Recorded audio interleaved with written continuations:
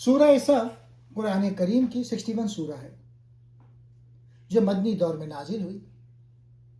علامہ محمد اسد اپنی تفسیر the message of the قرآن میں اس سورہ کے مرکزی تصور صف یعنی ایک منظم اکائی کو ایمان اور عمل کے درمیان کامل ہم آہنگی کے طور پہ بیان کرتے ہیں۔ پہلا پوائنٹ، قول اور فعل کا تضاد سب سے بڑی برائی۔ سورہ کا آغاز اللہ کی تسبیح سے ہوتا ہے، لیکن فوراً بعد ایک سخت تنبیہ آتی ہے، تم وہ بات کیوں کہتے ہو جو کرتے نہیں ہو۔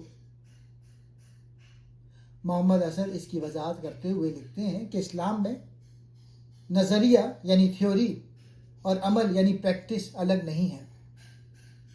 اللہ کے نزدیک سب سے ناپسندیدہ عمل یہ ہے کہ انسان بلند و بانگ دعوے تو کرے، لیکن جب قربانی یا عمل کا وقت آئے تو پیچھے ہٹ جائے۔ سچا ایمان وہ ہے جو انسان کے کردار سے جھلکے۔ دوسرا پوائنٹ، سیسا پلائی ہوئی دیوار۔ آیت 4 میں اللہ ان لوگوں سے محبت کا اظہار کرتا ہے جو اس کی راہ میں اس طرح جد و جہد کرتے ہیں جیسے وہ ایک سیسا پلائی ہوئی دیوار ہو۔ محمد اسد کے نزدیک اس کا مطلب محض جنگی صف بندی نہیں، بلکہ ایک ایسی سماجی اور اخلاقی یکجہتی ہے جہاں افراد اپنی انا کو چھوڑ کر ایک مشترکہ مقصد یعنی حق کی سربلندی کے لیے متحد ہو جائیں۔ تیسرا پوائنٹ، نور خداوندی اور باطل کی کوششیں۔ سورہ میں ذکر ہے کہ منکرین اللہ کے نور کو اپنی پھونکوں سے بجھانا چاہتے ہیں۔ محمد اسد اس استعارے کی تشریح میں لکھتے ہیں کہ حق کی آواز کو مادی طاقتوں یا پروپیگنڈے سے دبایا نہیں جا سکتا۔ اللہ اپنے نور یعنی ہدایت اور سچائی کو تمام ادیان اور نظریات پر غالب کر کے رہے گا، خواہ مادہ پرست لوگ اسے کتنا ہی ناپسند کریں۔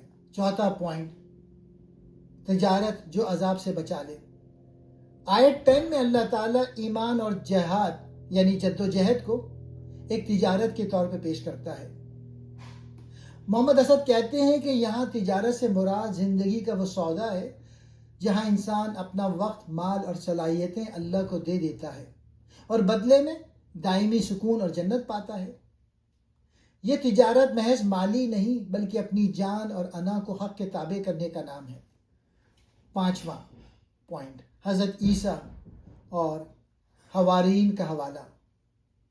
سورہ کے آخر میں حضرت عیسیٰ علیہ السلام کے ساتھیوں کی مثال دی گئی ہے جنہوں نے پکارا تھا، ہم اللہ کے مددگار ہیں۔ محمد اسد اس نقطے پر زور دیتے ہیں کہ اللہ کو ہماری مدد کی ضرورت نہیں، بلکہ اللہ کا مددگار بننے کا مطلب اس کے دین اور اس کے بندوں کی خدمت کرنا ہے۔